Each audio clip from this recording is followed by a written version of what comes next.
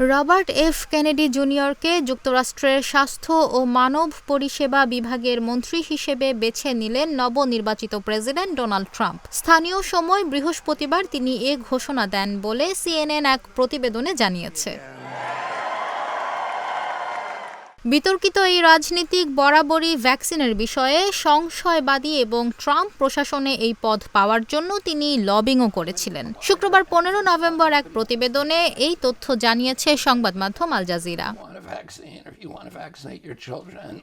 প্রতিবেদনে বলা হয়েছে, যুক্তরাষ্ট্রের নবনির্বাচিত প্রেসিডেন্ট ডোনাল্ড ট্রাম্প বিতর্কিত রাজনীতিবিদ এবং ভ্যাকসিন সন্দেহবাদী রবার্ট এফ কেনেডি জুনিয়রকে স্বাস্থ্য ও মানব সেবা সেক্রেটারি হিসেবে বেছে নিয়েছেন। কেনেডি নিজেও মার্কিন নির্বাচনে প্রার্থী ছিলেন।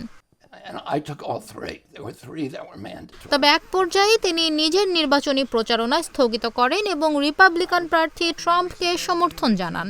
এরপর তিনি স্বাস্থ্য ও মানব সেবা বিভাগ HHS এর প্রধান পদটি পাওয়ার জন্য লবিংও করেছিলেন।